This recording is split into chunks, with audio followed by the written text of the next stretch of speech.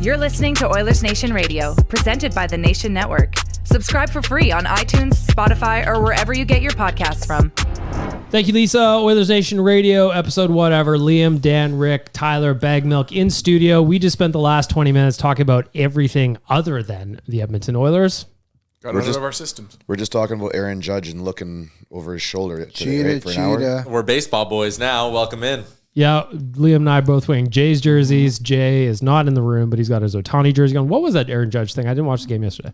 There's a little rumor flying There's around. a little Houston Astros situation happening. The Jays broadcast crew called it out. Called it out hard, too. So basically, Aaron Judge is standing up to bat.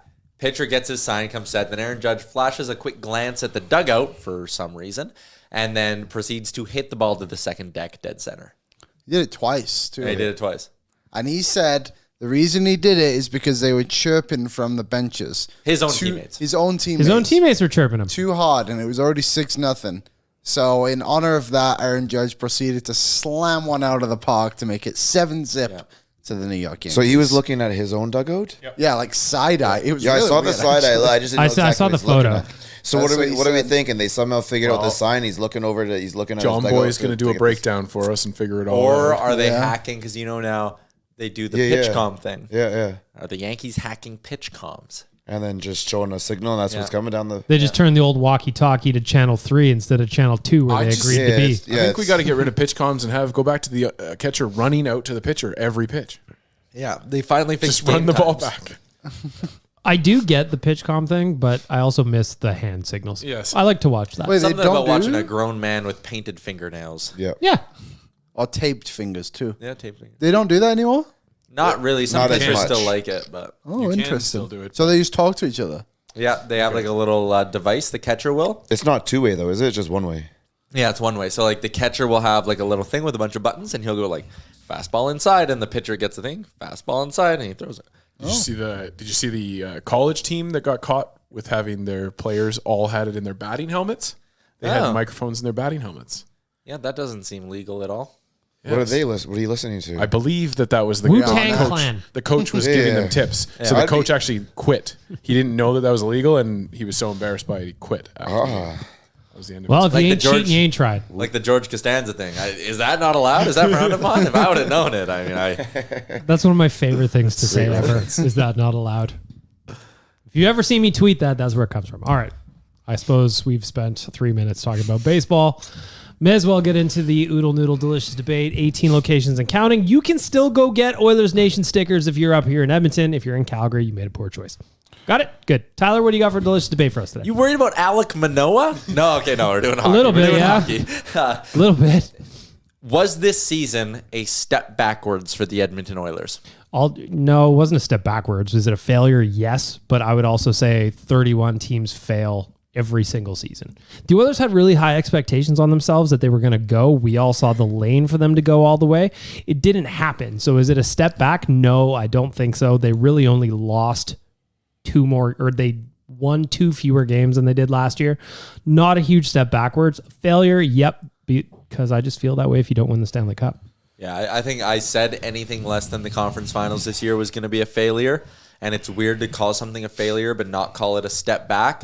But the window's not closing, right? And that's kind of why I stick with the not a step back, not a step forward, but still wildly disappointing. Yeah, he didn't go backwards at all.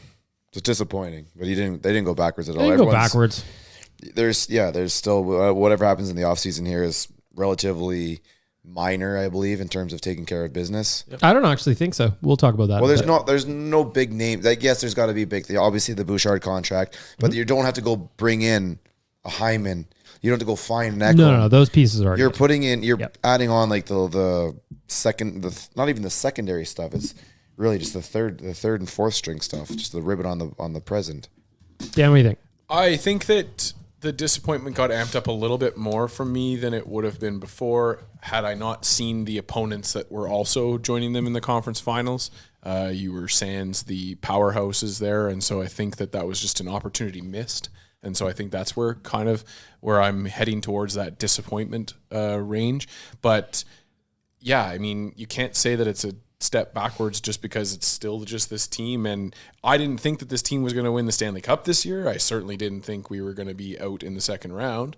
But no, not a step backwards. Just a huge, I would say a huge disappointment. Yeah, major bummer. Liam? Yeah, I think to look at it from a different angle, they filled a lot of holes this season, which have been missing in the past. Like, obviously, Ekholm coming in is big. Stuart Skinner, finding the goalie of the future was big. Clean like Costin, Clean the dream. Yeah, so, I don't know. Obviously, massively disappointed.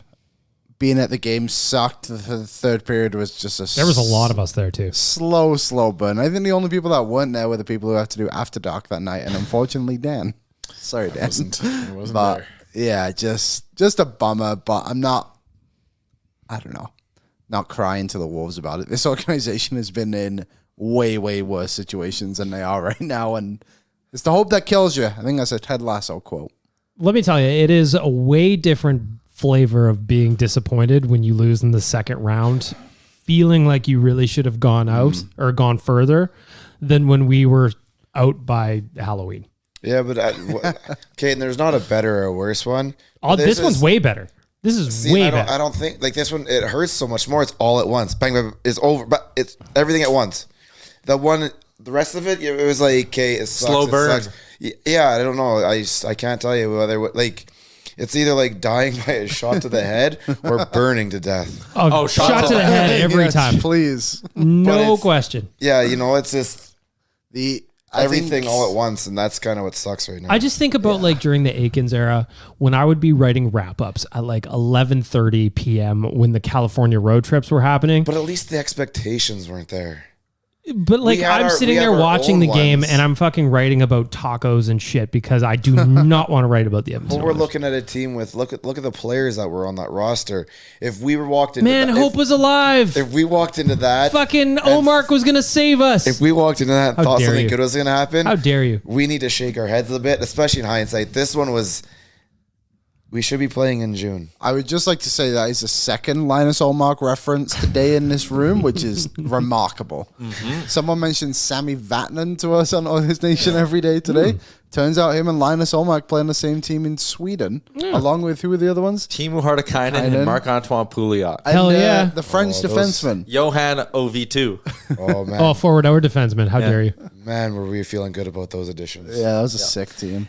Listen, Rick, I kind of get where you're coming from, I don't at all.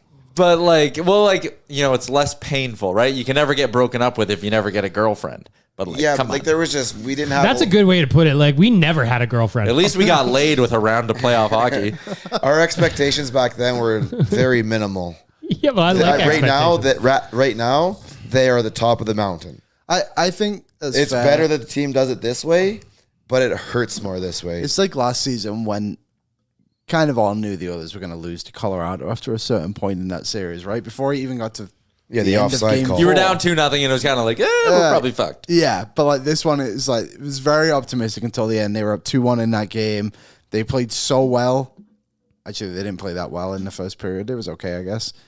Yeah, I don't know. I'd kinda rather agree go with through a Rick little season bit, like yeah. this and lose this way, but it hurts more because your expectations were higher. Definitely hurts more. It I was would take awesome. this every single time over Yes. being out by November. In terms of Not the team, close, really. Yeah, in terms of the team success, I agree, but it hurts more today than it hurt on November 3rd when you're like, like, well, okay, we're game pretty much out. 75 coming up. The Oilers are 20 points out of the playoffs. Yeah. Fuck yeah, let's go. Here's hoping Derek Roy can. We were kind of like dull to the feelings by then. Yeah. This is thing- still very, very sharp. The thing that concerns me now about this team is they're starting to lose the shine of like entering their window, right? Like last year they go to the conference finals. It's like, here we go. Like this is the start of something. They lose in the conference finals. It's like, hey, that's fine. Like good step forward. And now they're starting to get that Toronto stink. As much as you may not like me saying that. No way, man. I just can't think go that far. I think that you're right if you expected a dynasty. Yes. But I like this team is not going to win a championship every year. No. But it's going to probably end up with, I would say, 2 or 3 by the end of it. And I hear what you're saying. That now we're in that window. They and aren't so- there yet. Like they're not- Toronto's won one game in the second But round that's since the 90s. But that's the difference. I know, but the Oilers' expectation is now to win cups with McDavid. And we're not there yet. I'm saying we're starting to get that stink of a team that chokes. I think people just want, some people might want to go and speak of us that way because of Toronto and the similarities. But I think if you actually watch the teams objectively, you'll see that Edmonton has a much higher upside, and they're not exactly that measurable. Would you say the Oilers choked against Vegas? Because we saw two times in that series. The only 2 times they played 60 minutes of their B+ or better game. I'll say this. Maybe there was a choking part of this, but I don't think it's from the top end guys where it is in Toronto. I think it's from the secondary guys. I don't think they choked at all. I think it's yeah, they didn't do themselves any favors, but like that also just completely discounts the team that won the Western Conference. It wasn't Connor and Leon. Like you can sit there and point your finger at Austin and Mitch or Austin Tavar or whatever the hell you want to do, right? I can point my finger at like our next shelf of forwards. Yep. We needed a lot more out of. Yeah, like last year, a lot more out of 100%. Like last year, Nuge, Hyman, Kane in aggregate scored 30 goals when the Oilers got knocked out. They had 7 this year. Yeah, and that's where I think our Huge issue problem. is. And if you just fix that, you're not even mentioning the goaltending anymore because you've got that much more. Yeah, well, yeah, but it still plays a role. And there's not. I can't sit there and say there was one goal that I felt so bad about, but the goaltending just needed to do more. Jay just walked in the room, and I'm wondering what the hell's going on. I'm thinking, whose car needs to get moved next? So it's who's parked on this street. So me again? Where did you came and moved my car? So was my car there? Actually, I didn't move it because I didn't have to. So I'm on this street? So you are on that. So I I do have have to to move again. Not that way. Pause This the way, recording right? for a break. Okay. But Yeah. like, I'm right in front of you. Oh, Yeah, street no, sweeping you're- day at the office. Yeah, I'm Yeah, right in no, front of bag you. milk, Okay. you're fine. All right. Tyler, I think Because this you're in is- front of Jay's, but anybody is parked. Okay, well, I'm going to go move my car, guys. Now I'm going to shit on Tyler while Yeah, he's you gone. guys Yeah, keep that's doing. fair. You guys keep doing the pod though. Keep doing you boys. Stupid So here's the Tyler. reason I disagree with the window chat. Like we're looking at the last Stanley Cup winner, which obviously they're out now too. But you look at 2016-17, did not qualify for the playoffs. The very next year, 2017-18, lost in the first round to the Preds. 2018-19 lost in the second round to the Sharks. 2019-2020 lost in the second round of the Stars. 2020-2021 lost in the second round of Vegas. Last year won the Stanley Cup. Yeah, I don't think Just because they went to the Western Conference Finals, the Oilers that is, and then bowed out in the second round, like that has nothing to do with the cup window to me. They are where they need to be. Is it painful? You're fucking right, it is.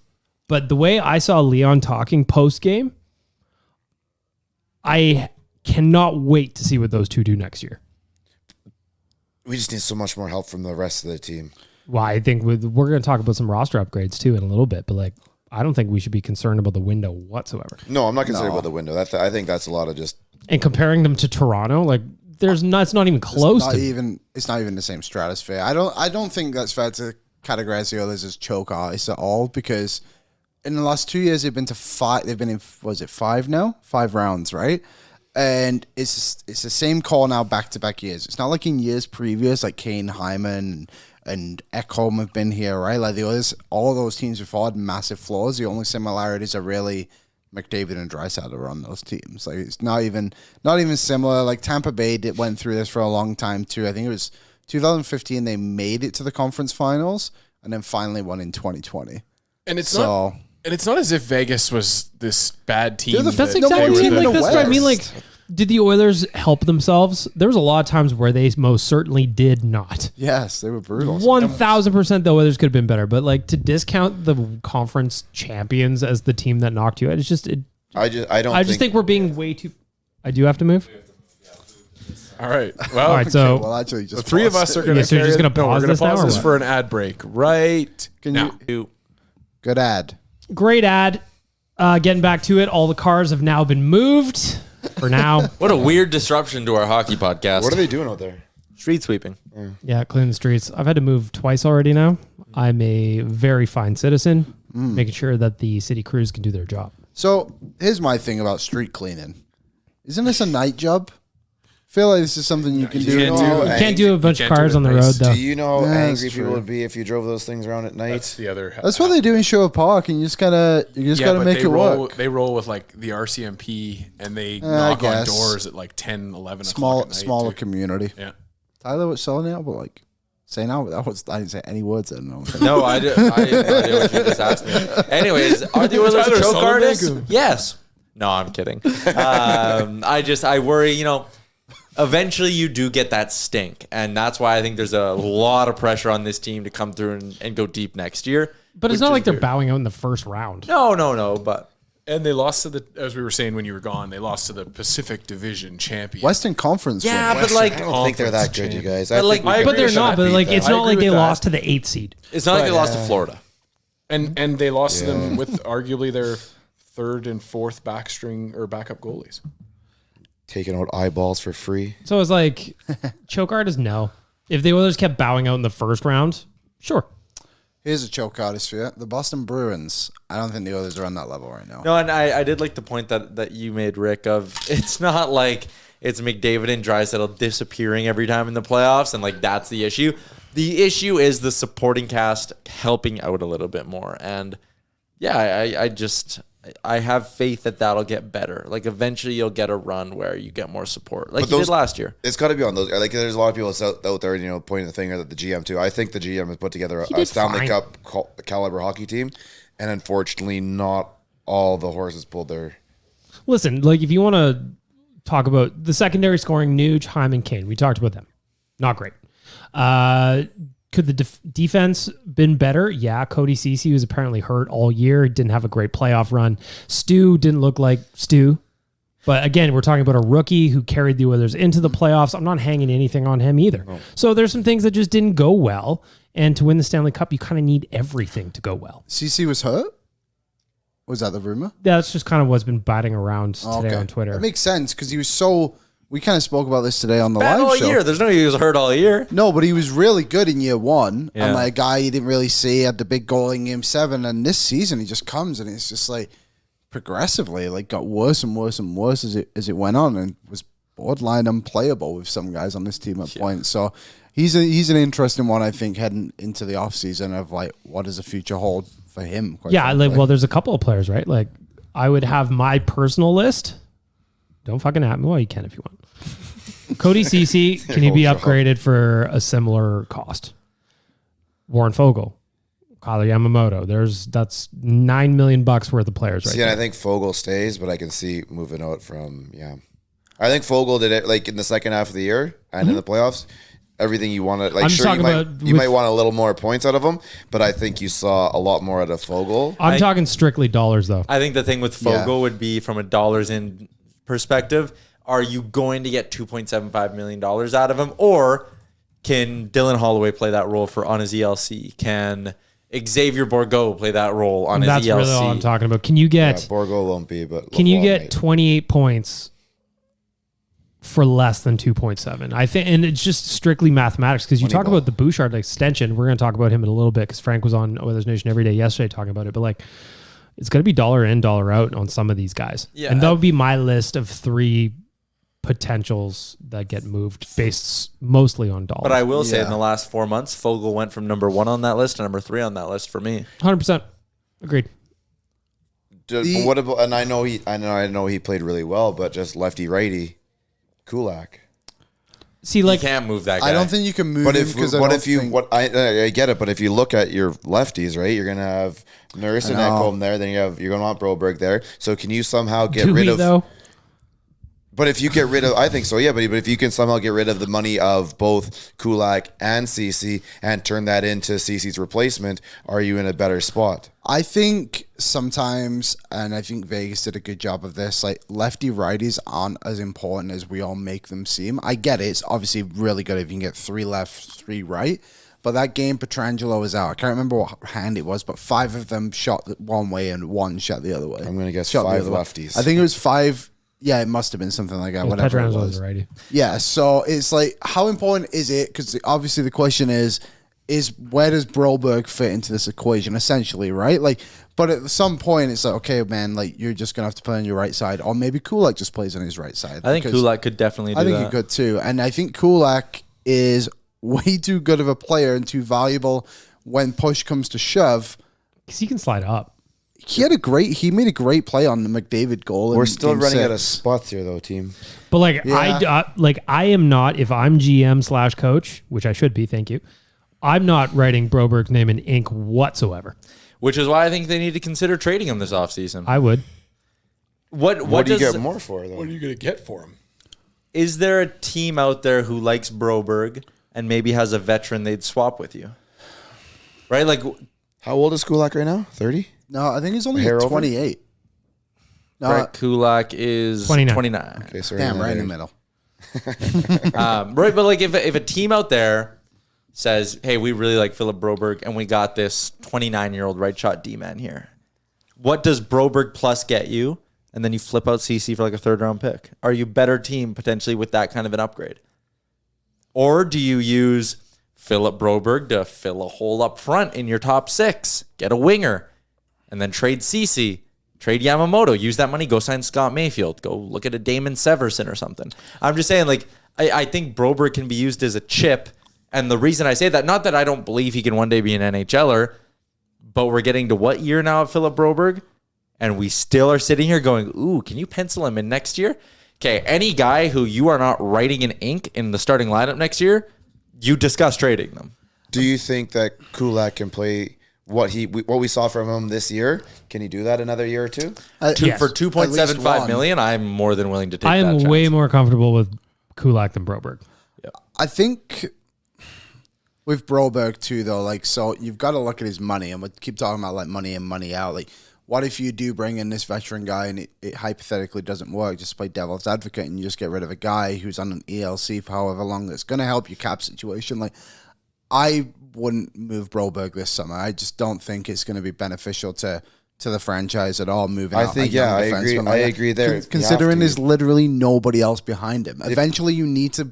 I'm not saying I understand we got to take steps as a franchise and like bring in veteran players and all this kind of stuff, but also like you've got to have players on there that are going to be valuable in finance. And we just talked about moving out Warren Fogle for a Dylan Holloway on the same argument. Okay, but my counterpoint to that, yes, you need young guys coming up.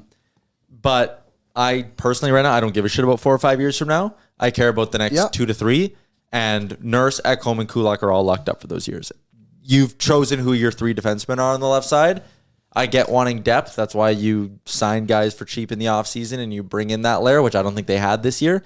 But I'm not saying like shop them and get the best offer, but you definitely look into it simply because Yeah, you have to. he's not locked into a roster spot next year and he might have value. Well, I think you look into everything, though, right? Yeah. You have to. But like anybody writing Broberg's name in ink, I don't think that's the right move. Nothing is. He's like. I agree the depth. I agree the contracts. I agree all that. He's a player you drafted and developed, and you want to have probably more leash for a player like that than you should. What did he do that merits the spot? Outside of being cheap and tall And handsome. and handsome, very handsome. Very quick. Yeah, I don't know. I just think eventually you got to give this guy an opportunity to actually showcase what he's done. I don't think he's had a lot of opportunity to really get sustained play, whether that be because of injury or the logjam too. But I always find it interesting, and I understand it's like a lefty-righty thing, and they're obviously very different. But like, why did Vincent Desharnais get such a long run with this team when Philip Broberg hasn't had that opportunity for a sustained amount of time? He brought more than just the righty. He brought the physical, but yeah. He's a very unique player in that sense of things. But I just think in the prospect aspect, it's like you gave Vincent Desharnais a very long runway. Like, why can't you give your 8th overall? But doesn't that pick tell you that what same? maybe the coach thinks of where Broberg's at right now? Perhaps too. Yeah. That's also 'Cause in the But game, he yeah. doesn't bring that element of the game. They want that element of the game because I think when we that's play it. well physically, we play better. Yeah, I don't know. It's such a unique Especially argument around for where Arnett. this team is because they play 11-7. You probably want a good 7th defenseman. who Either way can you do look that, at right? it, but what does one he of fit? those, 'Cause he's not unique. one of the 2 lefties is gone this year. I think, whether it be Kulak or Broberg, one of them has to go. And I think I don't think you have to though, I don't think you have to, especially either. with a coach that loves playing 11-7. Like, there's your left side. I just think that's the easiest way of upgrading CC's spot. I don't know. I would Broberg would probably be 4 on my list of the 3 that Bag Milk said before too. Yeah, if I was like- moving a guy Yeah, I'm out. not in a rush to Yeah. move him by any stretch. That's not what I'm saying. Do you like having a Broberg as your 7, or would you rather have like somebody 28, 29-year-old as your 7? I'd rather have Vinny as my 7, to be honest. Yeah. I would too, and I would have Kulak on the right and Broberg on the So left. you're gonna and play Vizzy as my Broberg 7. over Broberg in the 6 Get- as opposed to Vin? Here's what I'd Yeah, say. essentially. I like the flexibility that keeping all 7 of these guys brings you, or keep the 6 and upgrade CC. Like, but having the flexibility of like Kulak can flip over, Vinny's there, Broberg can play. You're not healthy all 82 games. No, that's what I mean, though. Would you rather have your 7th to be like a guy that you're still got question marks around, or would you rather your 7 be a Russell-esque guy that can hang out and you feel confident putting in Russell? You know what I mean? Like, not Russell per se, but Chris Someone Russell like of that, 6 yeah. years ago. I am fine with either option, honestly. Which one's your preference, though? Like, to me, I think you just want a nicer safety net. Therefore, you might want to erase on some of the question marks and bring in that Russell-esque defenseman as your number 7 rather than a guy you still have question marks about. But again, it's all pros and cons, right? Because if you 100%. go that route over a Broberg as your 7, you never know when D-men are going to pop, right? I agree. Broberg could pop next year, and all of a sudden he figures it out, and he's got this pass, and he gets a little quicker, and you're like, holy shit, this guy's an everyday NHL D-man. That might hit next year. If you give up on him, you lose out on finding out about that upside. It's the mystery box thing in a sense. But if there is a good enough trade offer out there, my initial point with this was that he's not untouchable. Yeah. But I would prefer definitely not. I would prefer Broberg as my 7 over a Chris Russell-esque, simply because I do still like the upside. And hey, if the upside isn't there, it's relatively easy find another pre-deadline Chris to go get a January, guy February. or claim a guy off waivers. I would like Philip Broberg to force the Oilers' hand one way or another in this decision, rather than the Oilers prematurely making And I was this hoping that he decision was going around to do the that draft. this year because he was essentially his spot to lose, and he lost it. Which is basically what they said. The only trade I can think of in my head that's similar to like a young defenseman getting traded for an NHL guy is Sergachev for Jonathan Drouin. But I can't remember what the situation was in Montreal for Sergachev. Wasn't he kind of the guy who couldn't get into the team though, and Drouin was similar? No, they in just Tampa? love Drouin. Drouin he was struggling in Tampa. I remember that. refusing to report, and then in Montreal was deep in the They were going for it. francophone. Right? The francophone. I'll desire, give you I a better think. example of the kind of deal I'd think about. Like Montreal traded him after only 4 games played within that organization. And that's what I just don't want the Oilers to do. Yeah. Well, we've seen more than 4 games. Yeah, we have. It's a bit different. The better example is the Devils trading Ty Smith and a 3rd for John Marino. Yeah. Like, John Marino came in and was freaking unreal for New Jersey this year. And yeah, at the time they made that deal, I'm like, they're giving up on Ty Smith. Ty Smith, top yeah. 20 pick. Like, what? And a pick to get Marino? But they saw something they liked in Marino. They recognized he needed a fresh start.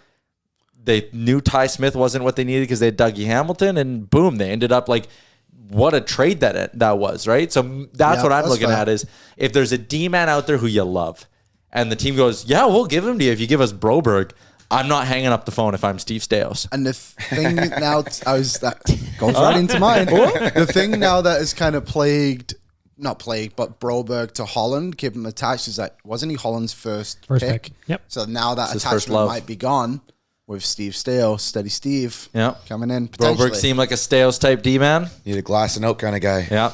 Vinny Desharnais, You 8-year fucking, extension. can you rim it around the boards or what? Well, you jumped ahead on the old list, Tyler. So let's get right to it.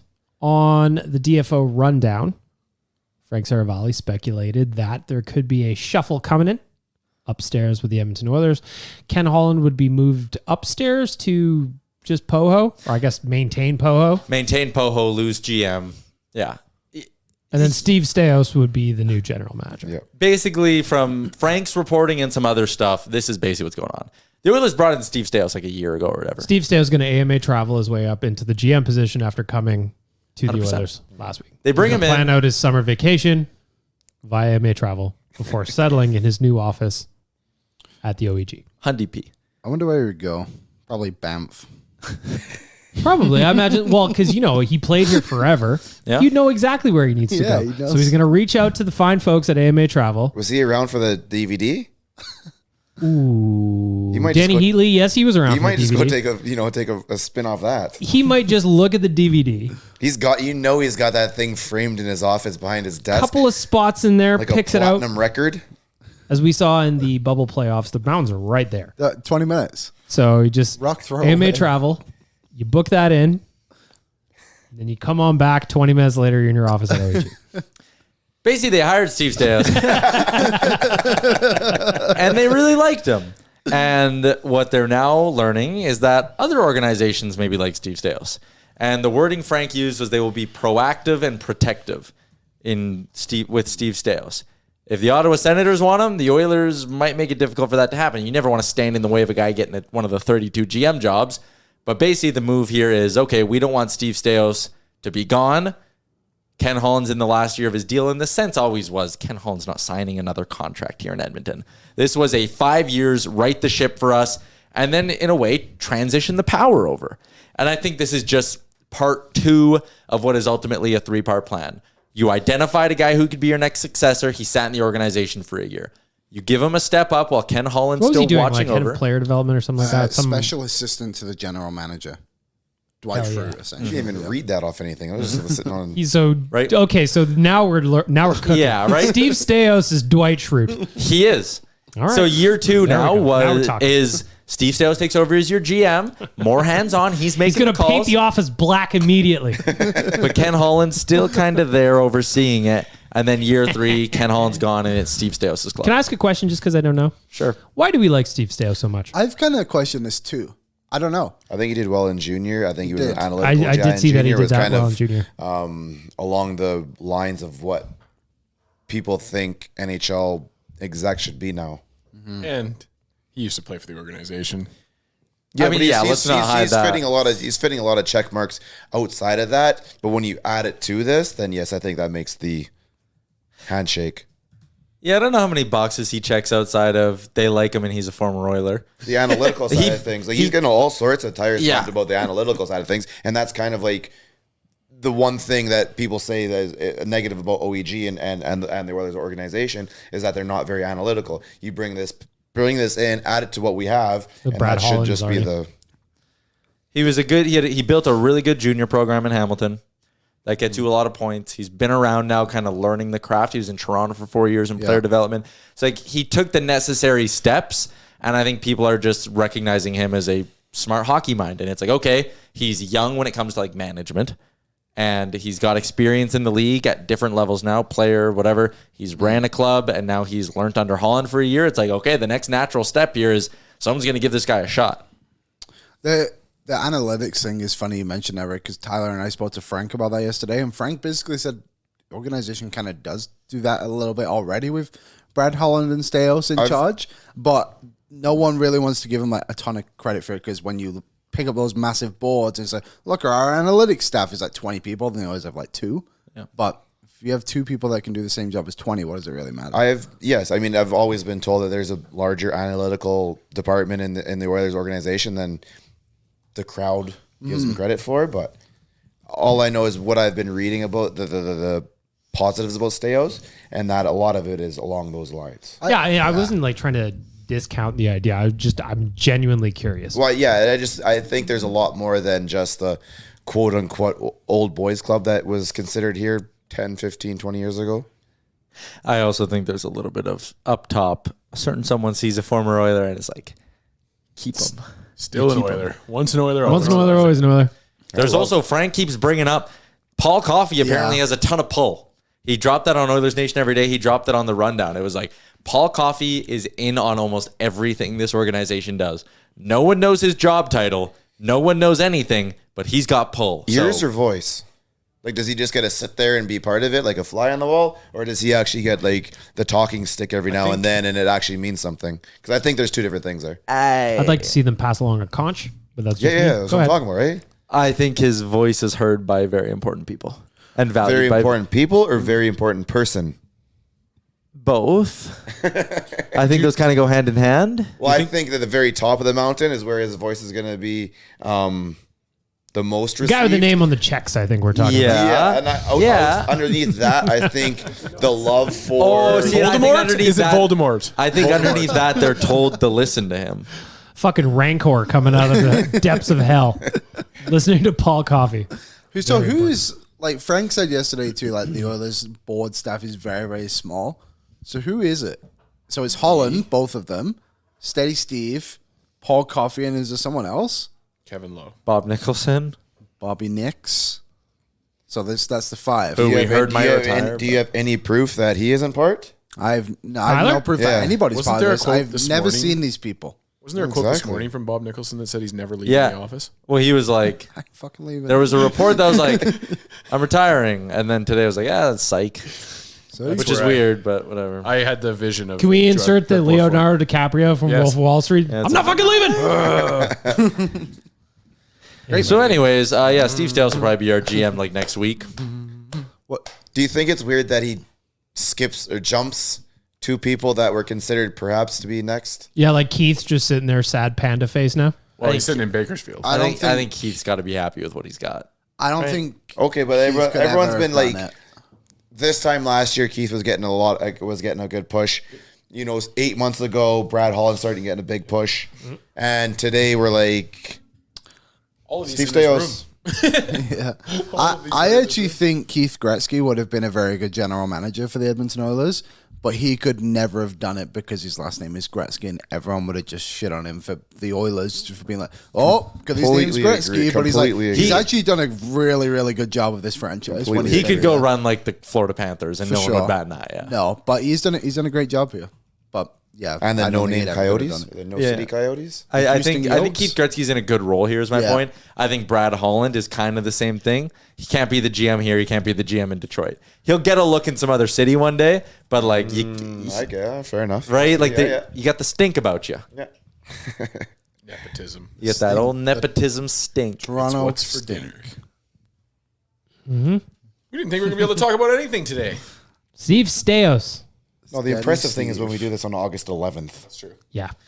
No, this one's That's an when we easy go up to one. 3 episodes. Yeah, we're going to 4 a week, Tyler's favorite. much to Tyler's Tyler's dismay. schedule is mostly freed up. After. wait We're just till- going to do a whole episode of word association once a week. Oh shit! I gotta start planning that. Yeah, I figured you didn't have anything, so I brought it up now. Anyway, Do we have to move their cars? Yes. No, I think we're Well, still that's good. surprised. I'm show. waiting. I've got my eyes on mine right there. we go. I must confess, gentlemen, that I looked at my Betway account this morning. It is empty, devoid of life. Yeah. I went a little hard on Game 6, thinking that I would make the difference in manifestation. As I told you in Ford Hall before the game, Liam, I had little sprinkles basically everywhere. Everywhere, yeah. I And had it did one not. bet, and it did not hit. The only 2 bets I hit that, like, it's almost an insulting amount in my betting account was Oilers over 33 shots and over 1.5 total power play goals. I never got a notification that I won anything, but I haven't had the internal strength to go look. I have not listened to the radio. want I have me to not look for watched you? television. Can we look for you? No. I know they're all, I'm fairly certain they're all losses. I went home after Game 6 and I was drunk and sad. I was, yeah. And I just watched the finale for Big Brother Canada. Did not put any sports on. Fell asleep. I did not know who won. No so spoilers. figured that out. I still got to watch the end of Big Brother Canada. All right. there you It's go. kind of been weird. After the game, the vibes going into the game were immaculate. Excellent. There was what do you call it? An organic group that formed of Oilers Nation staff in is it the hockey house? Molson House? Yeah, that wasn't I walked in, and Kennedy was there with a friend Gina and bearded Brad and his wife, and then Gavin came, Aaron came, Brett came, Bagnell came, Zach Coombe, Tyler A showed lot up. of them were just over my right shoulder. A lot of those people. Yeah. Kennedy, Gina, Oh yeah, Aaron, and Brett. Brett, I think we're all over there. and it was awesome. I think the Stepankos It were was. off to my We left. were excited. We were having drinks. We were talking bets. The vibes were high. Christopher Palmer, shout out for taking me to the game. That was epic. And then then everything happened on the ice, and the mood went down slowly. And see, the thing that was annoying too is Rogers Place was absolutely fucking bumping in the first period. Oh, it was rocking. I haven't been. That was my first playoff game since Game 7, which ironically was that day a year later. Yeah. And when I walked into the rink, I didn't mean to do this, but it timed up perfectly. That when I was walking down the stairs was when Nickelback started playing, and I was like, "Holy fuck!" You this timed is that. I would have timed it that nuts. way too. It was crazy. My heart was it felt like it was coming out of the chest every time someone yelled. It was nuts in there. I'm sad. Second period, not so loud. Third period, Yeah. that's when I was at my stage of drunkenness at the game where I'm just like, now I'm just eating things. So I'll be like, I'll have popcorn. I'll have that. Just give me this. I need to soothe. I was that Toronto kid with his sister. Yeah. Minus he could have taken a picture of me. There was no smile. I was the frown right after the smile the whole damn time. And listening to Leon today, or like reading, because I actually did not listen. I just saw a little bit of things, and assume what it sounded like. That's what I feel right now. I have a little bit of that, and I know what Connor already sounds like. That is what's inside of me right now. We do have some of those quotes. I'm not going to read all of them. Coombsy did a great job of kind of putting them all in a thread on the Oilers Nation Twitter account at Oilers Nation. Is also going to go up on the site here in a little bit when he gets wrapped up. Yeah, who do you want to start with? You want to start with a little bit of Connor? Sure. First one that sticks out is it's Stanley Cup or bust for this group, which I think is the only thing to say. Yeah, like this media day, I said it on the live show today. It doesn't do a ton for me because it's like Cliche. it's cliche after cliche after cliche. We want to win here. It's cup or bust. We're disappointed. We wish it would have ended differently. Blah blah blah blah blah. I just like hearing. Well, I don't like hearing it, but I just want to know injuries and stuff like that. Yeah. Do you okay? And this kind of separates the Edmonton Toronto thing. Do you not see a little more upset, anger, disappointment in Connor and Leon than you did say in 34 from the other side? I didn't watch. Maybe the one thing I found funny about those media avails is someone lined up all the quotes from their big three forwards and Riley being like, there's nowhere else we'd rather be but here. And then last year on locker room cleanout day, both Matt Tkachuk and Johnny Gaudreau being like, why would we want to play anywhere else? I only want to win in Calgary. Like, it's a meaningless day. Oh, no. The Draisaitl say that? The quotes from the Leafs were Matthews said, my intention is to be here. Marner said, I want to continue to play for this team. Nylander said, I love it here. I don't want to be anywhere else. And Riley said, I love these guys. I don't want anything to change. But without listening to any of the words, the tone of their voice and the look on their faces, I think is completely different than Connor and Leon. You know what I'm saying? Well, but all got even the those fingers words crossed. are different because they're more focused on keeping the group together. Than But I think that's the way the cup? questions were going, right? Because there's the Austin Matthews leaving now, obviously thing, and Dubas is I think it's a lot louder than the actual people try and push the Connor thing, where I think the Austin thing might be more real. But just the sound of their Connor and Leon just being dejected and seeing the other side not sound like that. I think a big difference for the two parties is like they had progression this season. They finally got to the second round. Like they got that win at least, where like the Oilers were 2 games short of being where they were, at least. I guess 6 games short of being where they were last season. You know, so but yeah, I agree that it does feel a little different. A little different. Yeah. Do you think Matthews will leave? Not if Dubas stays. Do you think Dubas stays? Not Yes. if Matthew leaves. Yeah, Dubas will stay. brilliant. It's going to be interesting to watch him this year, right? Because Dubas does not have a contract, and neither does the coach. Yeah, I don't think so. Do you just? I mean, very rarely do you want a old coach with a new GM. Yeah. Do you give and how many coaches have Dubas had? He's made the one change. Just Babcock. Yeah, he made the switch from Babcock to Keefe, But he didn't bring hire- Babcock in, right? I think what happens in Toronto is Keefe's out, Dubas is in or stays, and they'll promote that Spencer Carberry from the minors, and they'll run with him. He'll be like their Woodcroft. Do you think they'll keep going back to the minors though? Didn't they do that with Keefe? Yeah, they did. Be interesting. I think they should go back to the guy who was in the minors before Keefe. Yeah, Dallas I agree. Eakins. Dallas Eakins. He's the perfect coach Imagine if for. they hired him, that'd be so funny. How about, speaking of funny, Nick Cousins, who scored the game-winning overtime goal that clinched the series, played under Keefe in junior and Dubas in junior. Like, so that was at Sault Ste. Marie. Yeah, Greyhounds. And they were all there together. It's just, comes around. I hate everything. Back to Oilers Media Day. The other thing I want to bring up is Matthias Ekholm looks fucking sweet. Looks like a real hockey guy. Yeah, his face got messed up. I bet you the guy who did it got like a 5-minute major. Yeah, those Suspended maybe. Yeah. Thanks, Wes. You almost feel bad for the referees that they can't just be like, I look at that face and I'm like, maybe I should review that. Just 4 quickly guys on the ice can call that have a because quick- the 2 officials, Yeah. the 2 linesmen are able to call it. Yeah. 4 guys on the 8 eyeballs, no calls. But they missed it, and so they should be able to, in my opinion, go back and ask a He review. didn't to miss it help. because Wes McCauley was motioning to Ekholm that it was a follow through. So he didn't miss it. He saw it. He was just completely incorrect. Okay. That goes back to what's his name? Rod Brendamore's idea is interesting about the ref having like taking 2 of them off Talked and about that putting last one week, in the box to have it reviewable. I had actually a thing about refereeing that I wanted to ask the group, because I actually asked some coaches about this, just out of curiosity if they would want to change. They weren't anyone too high up the list, but would you care? The show. Yeah, it was just some minor hockey dads I found outside. So the Toronto game, there was obviously the one where the puck didn't go in, but everyone said it went in, right? Yeah. Do you think it would be wrong for the NHL just to give their referees a watch and be like, and there's a chip in the puck. Essentially, when the puck goes over the line, it goes green. Or whatever, right? If it doesn't go in, then it doesn't go off. And I don't think this would affect the game at all, because essentially they already do it when the puck is clearly over the line and they keep playing and the sirens go off, right? So it wouldn't affect literally anything. The only thing it would do was give you proof that the puck went in or not. I don't think the on-ice official needs that watch per se, but I'm completely fine with a video guy. I don't understand how they don't have that. I don't get it either. They already do it. They just don't want definite evidence that the puck went in or not. Because if they do it now, it means they've been wrong in denying it for so long. I think we just need to bring back the goalie attendance behind the net. I do miss that. Sitting there. I do miss those people. If the Yeah. puck went in or not. I always wanted that job when I was a kid. I thought it was great. But this is analog, guys. He wasn't back there. He was back there to flip the switch. Yeah, I know. That's why I want no that other job. way of turning that light on except for putting the guy back there. But like, I don't understand how they can't have some kind of sensors in the goal line in the puck where it crosses. We get a definitive answer. Fucking, I don't know. I have to know what parallax means.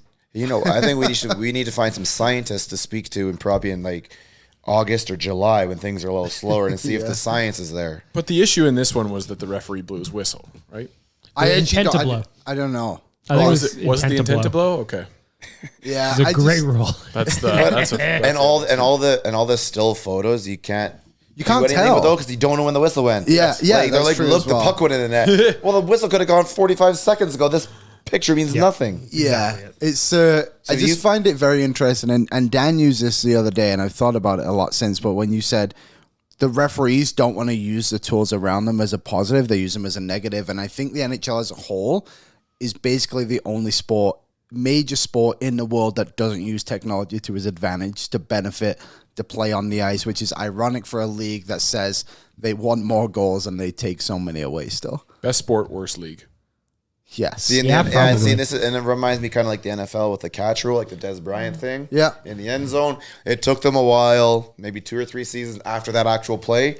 They finally came up with a rule change to make it better. But at least they did it. Yes, but right? they did it, like, right? Yeah. The NHL sits there and says, no, slams their fist, and no, we are right. The games start on time. Yeah, exactly. I'm just thinking about like the World Cup, how if a guy's ass cheeks were offside, I got a very real look with some graphics about how left cheek was offside. Like, I don't get it. I just always think of tennis. Like that sport, for as long as I can remember, had ball trackers forever. How can they do that, but the NHL just can't? I don't know. There's got to be something to be said about a direct view. Yeah. But like, if we're going to a review... For tennis, there's never a pad over the line where the ball goes underneath, and therefore the camera can't see. But if we're going to like a review... Like, I would say that if we put chip and puck, now we're solving problems here. VAR is the best example, I think, because they hit that stupid offside, which is, like you said, it's half an ass cheek over. It's accurate, and like if it goes to a review, that's where the technology comes out. It's not supposed to be a crutch. It's supposed to be there as a tool. Yeah. Just wild. But people have to accept it and not like turn their nose to it, like Dan was saying. Yeah. You utilize the science. Don't fight it. Yeah, as a league, you continue to just sit there and kind of shoot yourself in the foot. It's just the definition of insanity, doing the same thing over and over again and expecting a different result. It's really frustrating. And it's also on us to, when we do get video review for something, to not be upset about it when it takes 5 minutes. Sometimes. I really don't care how long it takes. And that was we used to be like that though. We didn't want it to take too long, right? But like you said, Rick, it takes time. The more you do those reviews, the faster they get too. That's another element that the league gets better at. I'd rather be upset that it took 6 minutes and they got it right, rather than they did it in 30 seconds and they were wrong. Yeah, I've never really believed in like there should be a time limit on a review, because what's the difference between 2:59 and 3:01? 2 seconds, but either way. Also could be 2 minutes. But hey. Another couple of things that I want to bring up before we get to word association. Liam, you wrote about the Evan Bouchard extension. Frank Seravalli was on Oilersnation Every Day yesterday. Just kind of let's walk through what's going on with that. Yeah, he basically just said that it's probably going to be a bridge deal around. He said $4 million, but he said there could also be the possibility of the others maybe paying him a little bit more. So then down the line, they can maybe take a little bit off there too. But it sounds like they've had negotiations for a while, and Bouchard basically banked on himself a little bit to get better, which he did. So looks like it's going to be a bridge of some sort for 2 years between 3.5 to probably 4.5 million. I think he did mention offer sheet, but I don't see that really. Offer sheet would have to be pretty big. But I kind of think the Oilers' hand is forced here in the fact that if the cap doesn't move up enough, they need to just suck it up. And then when do we hear about that, by the way, the cap? It'll probably come in the next month. There's one other thing too, is that Bouchard doesn't have arbitration rights, so he really doesn't have like much leverage other than not playing, really. Yeah, not playing, or somebody makes an offer sheet. Yeah, and he's a UFA in like 4 years or whatever. I think there's actually like a decent little middle ground here between these two sides. Too. Like I look at Noah Dobson, who signed for a 3x4, 3 years, $4 million with the Islanders, and I kind of go like, if you're Bouchard, why would you not sign a 5x5 with this team? Yeah, run the best power play in the NHL for the next 5 years. And at 28 years old, you're going to be a UFA. Go get that big check. Get $25 million in your jeans right now, guaranteed. Get to play on this team, and like again, in 5 years, the cap could be up 20 mil from what it is now, and you could be making like 10 or 11 mil a season. Yeah, I think he's got to bank on himself again. Kikuchi money. Do it. Yeah, but it's Kikuchi money. But then there's the other side of it, and I'm sure this is what his agent would say, which would be, well, hold up, I can be a UFA in 4 years, and I'm probably worth Werenski, Jones, Nurse money in 3 years if I keep producing the way I am. So why would I take a 5x5 when I could take a 3x4 and get my payday even earlier? But I think there's some amount of a middle ground here that should exist, and I don't know if they're not going to be able to go long term, like 8. But I also think there's a chance they go longer than just a standard 2-3 year bridge. I think it'll be 4 by 4.5. That's my prediction. 4.5. Oh, I think that's a win for the Oilers. Do that in a second. Too. But I don't know. Just kind of thinking about the numbers Frank was throwing out there. Oilers obviously want to do long term. Bouchard doesn't want to. I think, I'm kind of with Tyler. They'll find some middle ground. Maybe 4.5, 5, somewhere in there. 4.75, let's call it. That's incredible. I've never been right before, so we'll see. What's interesting, though, is Bouch obviously banking on himself. Tyson Barrie gets moved. He gets the opportunity, really ran with it. Yeah, and the power play got better, which is nuts to think about. And he was a big reason why, when I was looking at the numbers today, I think in the last 21 games, he had like 19 points or something like that. I think his shot is just a little more and in the first 61, he had 21. So he had a rough start to the season. I don't care what anybody wants to say. Yep. I know you're going to want to bring out charts and whatever and say, look at these numbers, but he had a rough start to the season. Eventually, points got to mean something. Second half, he was incredible. Only XGF. Yes. And if your Corsi 4 percentage is poor, then GTFO. You know? What was it? Yeah, never mind. I'll just never forget when. You want to talk more shot metrics? Just the expected goal things always makes me laugh. It's obviously a good stat in some aspects, but Klim Kostin hitting Laurent Brossoit's butt end of the stick wasn't an expected goal, where if it wasn't there, it would have gone in. So there was a goal against the Islanders or the Jets. They scored from like the top of the circle on the inside of it, and it was not considered a high danger scoring a chance. We beat that team, and we beat them like 14-0 in high danger. We gave up that damn goal, and it wasn't considered. I'm like, dude, that's within the key. Like, I don't know which way you want to consider this, but that's... Hey, if it goes in, it feels pretty dangerous to me. It's prime shooting position there. Yeah, analytics need a little work. You know? This is the nice thing about baseball is that everything starts from the exact same fucking point, so it's much more measurable. You know. Yeah, like, again, there's a lot of these things that are like, if Evander Kane stuffs a wraparound through two guys standing on the post and it just barely hits the goalie's pad, it gets like weighted the same as a breakaway sometimes, right? And it's like, what are we doing here? One thing I've always been curious about, and I don't have the answer, is there a way to measure analytics on an individual player? That might sound weird, but I feel like, wouldn't CC and Nurse have very similar analytics because they played together more often than not? That's why you can do like with or without that player or whatever. Yeah. Oh, you can? Okay, interesting. I don't know. What are we doing here? It's you got to ask the questions. We're talking analytics, Tyler. Yeah. We're diving into the science of the game. We're clearing, I'm waiting clearing for up some word minutes. association. Oh yeah. Tyler's been waiting for it. Tyler has been That's why he's waiting grumpy. for it. He's done typing. I think he's ready to go. Before we get there, though, we got to acknowledge that Liam is now a mustache guy. Rick's beard is gone. Yeah. Dan shaved. Whatever that was. Tyler shaved. Liam is now sticking remaining with it. mustache guy. Yeah. I don't know why. I took it all off the other day. What was even around it? And I thought, I'm gonna ride this one out for a couple of weeks, see what happens. I like it. Maddie came in yesterday and was like, "Do you have a mustache?" And I've had this for about 3 or 4 weeks now.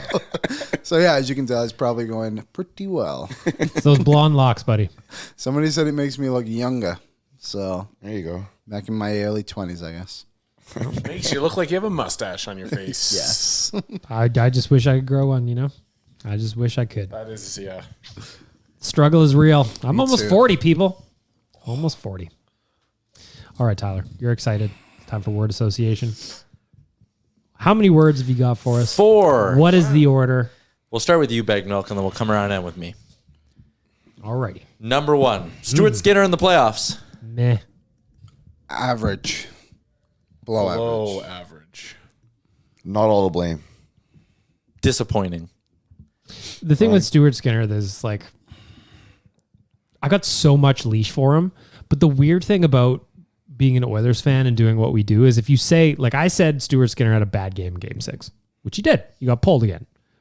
People took that as me like discounting him or counting him out. I'm like, that's not at all what Well, I'm saying. I didn't give up on Stuart Skinner like Bag Milk clearly did. Yeah. But Chasing him out. yeah, I think that it's okay to be honest about it. It was his first playoffs. He's I just, Yeah, he said he'll I learn said this from about it. goaltending last year, and I don't think there was one goal, the White Cloud maybe, but there wasn't like a one where like, he wants that one back. However, at the end of the game, you look back and go, somehow he needs to make 2 more stops. You don't know which one, Yep. but somehow he has to figure it out. 100%. The other goaltender did it, but there wasn't one that stood out as like that was a shot over Mikko's glove. Right, but like go back to the Oilers in the third period there before they got bounced. Ekholm had a great look. Aiden Hill Yeah, stopped. just kept it out. Kane, great look. McDavid, 2 of them. 1 hit the post. And you go, if any one of those 3 goes in, you're not like, what the hell is Aiden Hill doing? Yeah. But son of a bitch, he stopped him. Yep. So Yeah. He that's did. where I was at. Yeah. It's 2 backups in a row that have eliminated. My the others. point, like the thing that I said that really annoyed people was if Mikko had those numbers, we'd all riot, Yeah. which is true. But that doesn't mean I'm also counting Skinner out. This is like Tyler said, rookie, first playoff run, he's going to be better because of it. 3 more to go. Your interest in the rest of the playoffs. 0. 0. Work related. Below 0. Mild. Let me ask you, what's are you paying attention at all? Because I plan on completely checking. I'll watch the highlights left? and I'll see who's still cooking. Vegas, Dallas, Carolina, Florida. Everybody knows they're like, I don't see anybody sitting here watching the game before. You might be a little bit, I'll be excited for the cup final because it's the cup final. but everyone's Not going to me. know just because you have to like work to avoid it. I will work to avoid it, but even I will somehow stumble upon Like it. I'll know what happens, Yeah.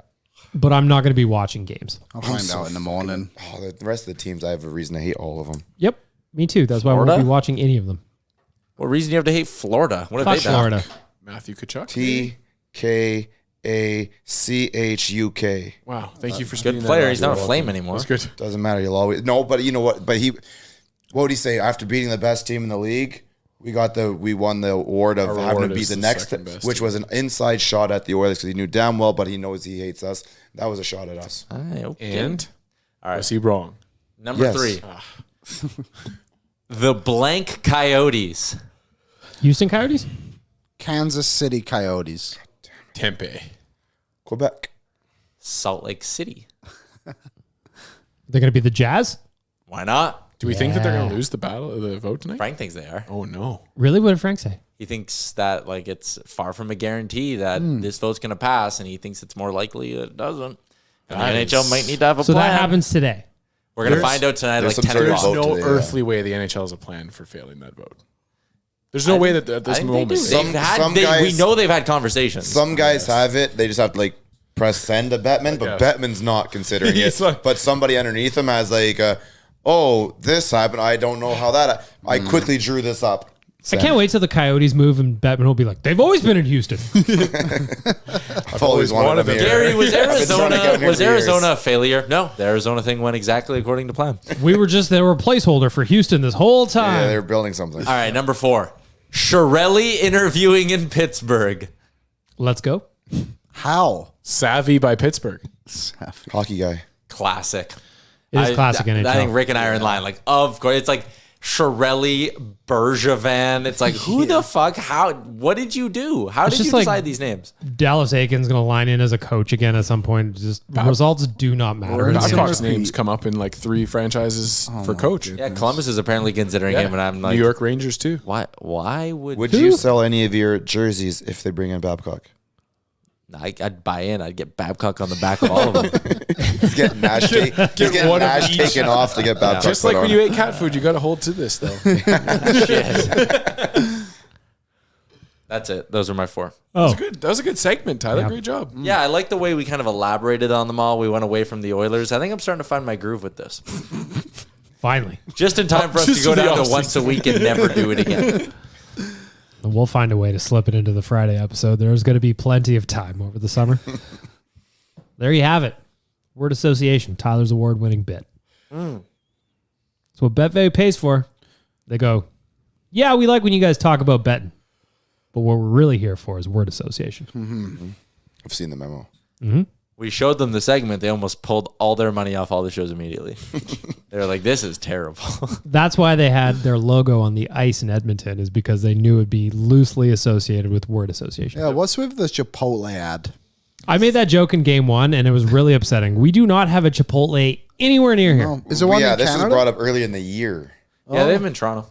Oh, Yeah. And in BC. the 6 There's got to be one going in the Did south we eat end at at some Chipotle? point. Not yet. Toronto? Nothing. Yeah, we did. Chipotle. Yeah, it was okay. It's not that great. It's It was very it's mucho good, burrito. but it's not what it's like. What is it? Chipotle. Oh, I thought we were doing another round of word association. I was going to say mid. Yeah, it was mid. Never had it before. I know. I don't I've even know only what heard. it is. I've only heard the comedians' jokes about it, and South Park really is nice to it. Yep. I mean, South Park, I would say I ate there once. I'd say is accurate. Oh, what South Park said about it? Yep. Okay, yeah, that's yeah. If you don't know what the joke is on South Park, you can do your own research on that one. Yeah, you know what? to the People show. have to start Googling stuff on their own. You can't just tell everybody. And you know what? Just since we're keeping this podcast going, because Tyler is completely into it, I want to know what you guys had for lunch today. It's been a while since we've asked. I had mac and cheese today. Leave a review. Tell us what you had. Hit us up, Owen Radio Podcast, or just tweet at us directly what you had for lunch today. I had I'm a curious. bag of chocolate-covered almonds and a Red Bull. How many days were those aged though? The almonds. They were sitting in my bag, not loosely, in a Ziploc for, since right before round 1, so about a month. nice. So you buy a bulk bag. Yeah, and I Couple just in a fill up a zippy. little Ziploc. right. And I carry them with me. They're my I forgot to pack a lunch snack. My cold performer on Friday is going to explain a little bit more lunch about something. All right. It's got me rattled. Tease. That's what we call a teaser in the Yeah, industry. I'm rattled. You gotta You want to stay listen, tuned listener. for Friday's episode. And they have to listen to the end of the episode too Yep. to get it. Yep. Or fast forward through the entire thing. I had a salted Yes. caramel latte for lunch. I'm very hungry. That's not. Yeah, I'm starving. Yeah, I starving. got a walk ahead of me, and I'm a bit peckish. I could ride. I'll give you a ride over to the golf course. No need. Got my 2 legs. I'll make it there. Yeah, 2 feet and a heartbeat. Let's go. Wow. Stair boys. By the way, in Vegas, it was very great at the end of the trip. Tyler was just very much over being a stair boy, but we made him do it anyway. No, I'm not over being a stair boy. It's you and Jay are running around with your backpacks, and I have a 50-pound suitcase of recording equipment, and you guys are like, it's only 40 stairs. Where did you fly out? Did you fly out? You know we did the one at Doom. The big one was You there had to because earn when it. we were there in January, we didn't have to use Different them. one. Yeah. Yep. So you had to do the big one at I the did very it, end? and Oh, I did it. We I earned could it. have skipped, could have done escalator, and I didn't. that's We fine. earned it. Pure Stair pressure. club. I do like being part of it. Yeah. Changed your life. It truly did. Now you're walking everywhere. Dan offered to give you a ride, and you're like, no, Nope. not for me. There's I'm stairs on the anti-stair way, boys. actually. You used to take the elevator up our one flight of stairs at work, and now you don't. I'm proud of you. I even moved house because of this, and I have 2 sets of stairs in my house. And he took the elevator out. When's the NHL going to release the schedule? For next year? Yes. I don't know. It's like Can you ask somebody, please? Because we need some. Yeah, because as far as I know, the playoffs are over. Yeah, but I want to start. July, isn't it? Early July. I want to start like working on Nation Vacation 2024 Yes. and back Let after me see. 2023. So last year they released the schedule. May 22. Come on, May. I've got an article here by Cam. Just When so did that you come know, up? We could see your texts, Tyler. I can really? see what you said about me. July 6th last year it came up. Still Oh, stuff. that was after- pretty good. After It's free almost like agency. I jumped on the schedule that day. Yeah. Bring it out, NHL. Let's go. Bring out your dead. I thought you said burritos. I'm very hungry. Chipotle. All right. For AMA travel, go book a little vacay. And have Do a what Steve burrito. Staios would do. Glassing out. Tour around Alberta. Shout out to our friends at Betway. Maybe you don't want to, maybe you're not watching any hockey like I am. Maybe it's time to turn your attention to betting on baseball. A lot of us are wearing baseball jerseys this day. And then finally at Oodle Noodle, go get yourself a free sticker if you are in Edmonton. If you're in Calgary, make a friend in Edmonton. They'll send you some probably. Maybe. You'll have to pay for postage. That's your friendship. Those are the details of your friendship you got to work out. Tyler, final thoughts? No. I think There we you have have it. something. Oilersnation Radio episode, whatever it is. Have a great rest of your week, everybody.